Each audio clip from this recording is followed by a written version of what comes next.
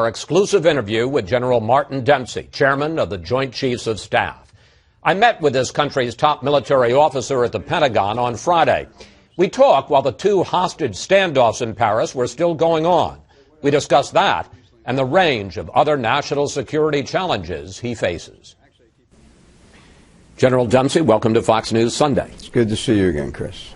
Let's start with the terrible attack on the newspaper in Paris. How much training did the two brothers get in the Middle East, terror training, and was this attack directed either by al-Qaeda or ISIS? These individuals were inspired in some way. They were probably not self-radicalized on the internet, which is another way that these attacks sometimes occur.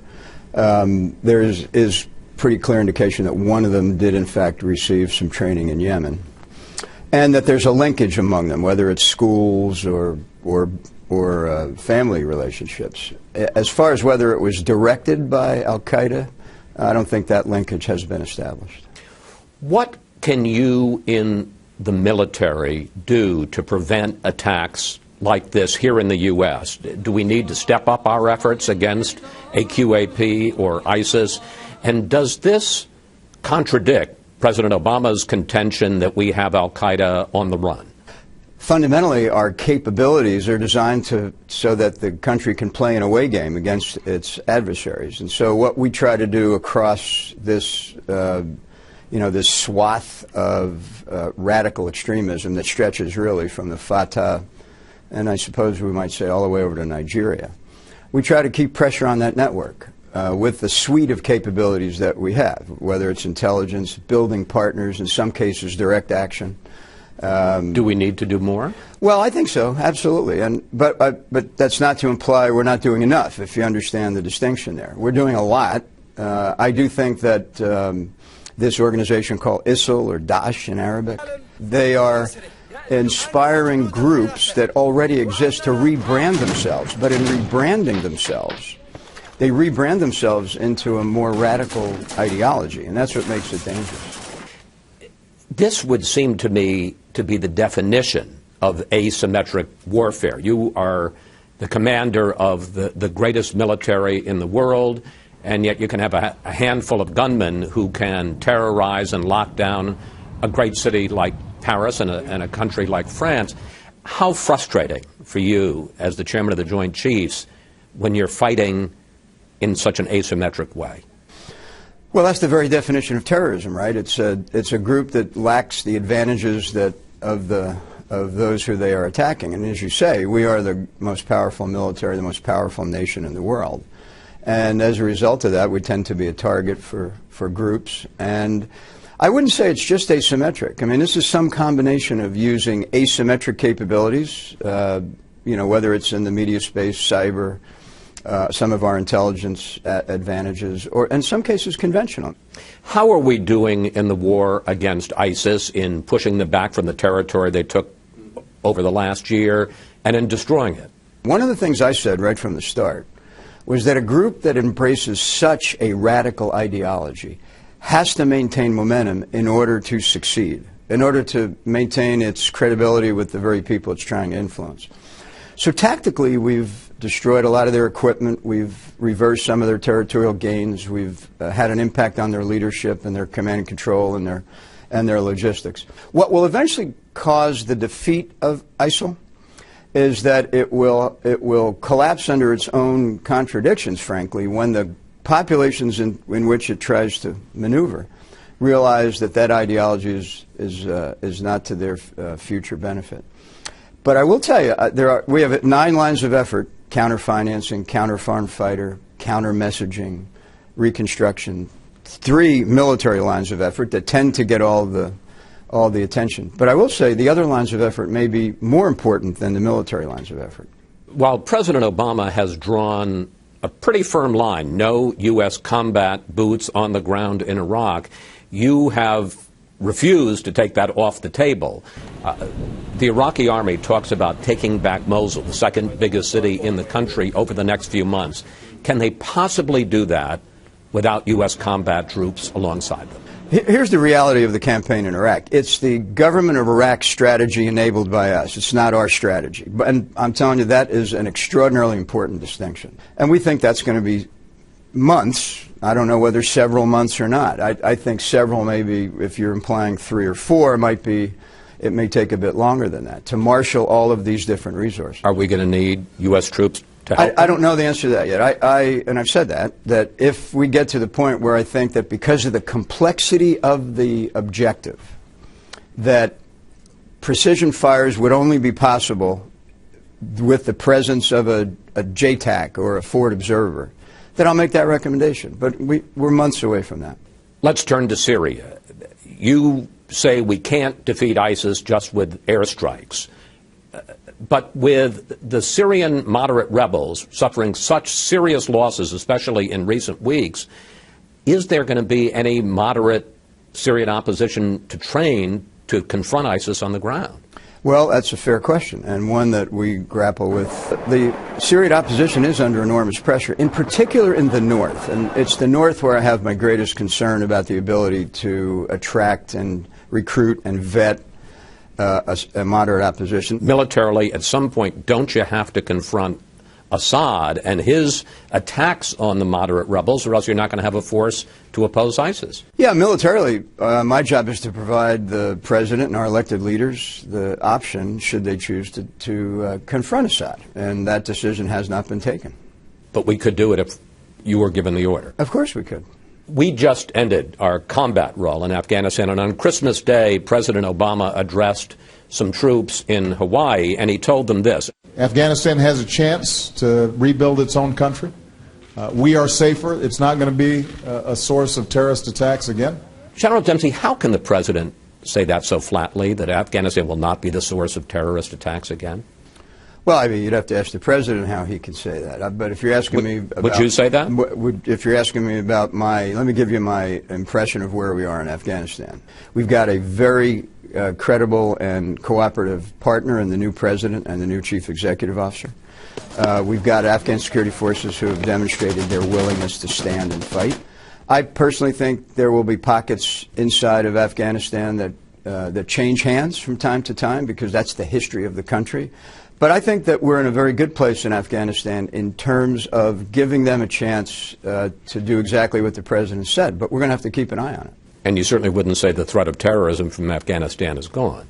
The chairman of the Joint Chiefs, as the senior military leader of the nation, tends to be rather cautious and careful, and he also tends to be a little paranoid. And, you know, terrorism can ebb and flow. I mean, it may not be there now, and it could be there tomorrow. So that's when I said earlier, we got to keep an eye on this, we got to keep an eye on this, and we've got to recognize that terrorism flows where instability lurks.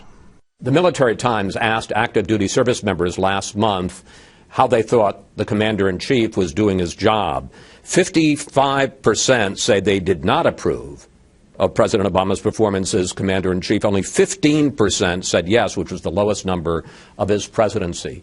Why do, in your opinion, so many service members have doubts about this president? What I tell the troops when I travel around is the commander-in-chief supports their efforts, and that I can tell them with great confidence that he takes, you know, this issue of whether or not I'm being micromanaged, right? You know, it's not just the troops on the ground. Yeah. You've had the two last secretaries of defense, Panetta and Gates, both wrote searing books in which they criticized the White House for micromanaging, jumping the chain of command, and for sometimes emphasizing politics over policy. Are they right? You mean, am I being micromanaged? Is that the question? That's one of the questions. Yeah. If you're asking me if I'm being micromanaged, I don't know. I better go check with the White House before I answer the question. Look, it's the wrong metric in terms of defining the relationship between the military and our elected leaders.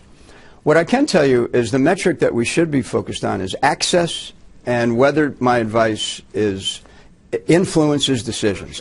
I have frequent access to the commander-in-chief. I feel no constraints in providing my advice to him, and that my advice over the past 3.5 years has influenced his decisions. You know, whether someone wants to characterize the desire, the almost insatiable appetite for information about complex issues as micromanaging, they can have at it. But for me, the metric is access and advice. The last Secretary of Defense, Chuck Hagel, was upset with what he said was White House pressure to release more prisoners from Guantanamo. Now, you have to sign off, or at least give a recommendation, on every prisoner who is released.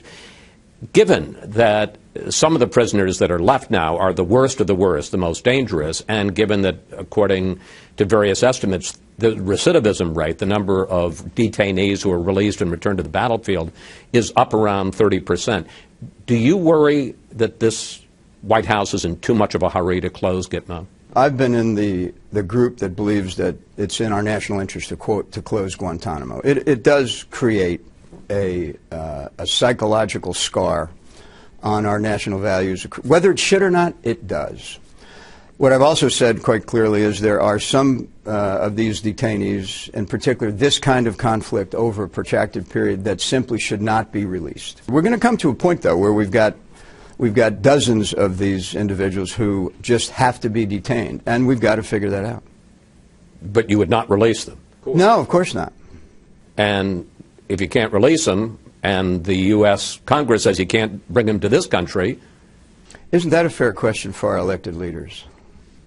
Well, doesn't that mean you have to keep Gitmo open? Well, that's a policy decision. But there's going to be dozens of these individuals that have to be detained. Our elected officials need to find a way to detain them. Iran. You say that a diplomatic solution is preferable, but if the talks were to fall apart, can we contain a nuclear Iran, or would we have to launch a military strike? And if so, could we take out the nuclear program in Iran militarily? If the diplomacy fails and they move ahead to acquire a nuclear weapon, we've been pretty clear that that will be an unacceptable risk to both our own country but also to the region. And we have military capabilities in place, and we continue to keep them in readiness to, if asked, to eliminate, delay is actually the right phrase, Iran's nuclear program. What have you learned about cyber threats from the North Korea hacking of Sony Pictures? How vulnerable are we to a cyber Pearl Harbor? Cyber can be incredibly destructive. It can be disruptive, it can disrupt, and it can destroy. And it can destroy hardware, it can disable critical infrastructure, which could lead to loss of life. And I think those capabilities are out there. And, you know, we have, in every domain, Chris, we generally enjoy a significant military advantage. But we have peer competitors in cyber. In other words, we don't have an advantage over them. We don't have an advantage. It's a level playing field, and that makes this chairman very uncomfortable. What do you think of Vladimir Putin? I actually try not to, to render my opinion about heads of state. Can I speak to you about Russia? I think Russia is on a very provocative and dangerous path. I called my counterpart in Russia, and I said to him, his name is Valery Gerasimov, and I said, you know, Valery, we began our careers 40 years ago facing off across the intra-German border, East Germany, West Germany. I said, you know, don't tell me we're going to do this again. The Pentagon budget. Under sequestration, you are set to face more spending cuts. The active Army is down from a high of 570,000 now to 510,000, and you will be down to 490,000 by September. General, is there some point at which your resources would be cut so much that you would have to say we can no longer defend this country from the threats we face? Yeah, absolutely. And I think it's called sequestration. And the analysis we've done would drive it to 420, and it could actually go lower under certain circumstances. The Budget Control Act and the sequestration mechanism is imposed on us in 2016. Yes, we will have to change our strategy, become far less able to do the things that we think the country needs us to do. Finally, when you survey the horizon, whether it's the threat from ISIS and Al-Qaeda and other affiliated groups, Russia on the march, Iran, China, North Korea, how dangerous is this world, and how much do you worry about your ability, the military's ability, to defend our country? So you've kind of laid out the house of horrors, right? And as in so doing, you've laid out the fact that there are state actors that could coerce us or constrain us, and there are non-state actors. What we've had to do is adapt our military to address both of those challenges. And you ask, you know, am I concerned about it? Of course I'm concerned about it. But I also want to remind everyone, we are still the most powerful nation in the world by any measure, likely to remain so, unless we talk ourselves out of it and legislate ourselves out of it with things like the Budget Control Act. And that we've been through difficult periods in our history before. What will get us through this is investing in our human capital, because we're going to have to think our way through the future, not bludgeon our way through it. General Dempsey, first of all, thank you so much for talking with us. And through you, to all of the members of the military, thank you all for your service. Thank you, sir. Good to see you. You can see more of our interview with General Dempsey on our homepage, foxnewssunday.com. He discusses the investigation of Sergeant Bo Bergdahl and pulling U.S. troops from Afghanistan.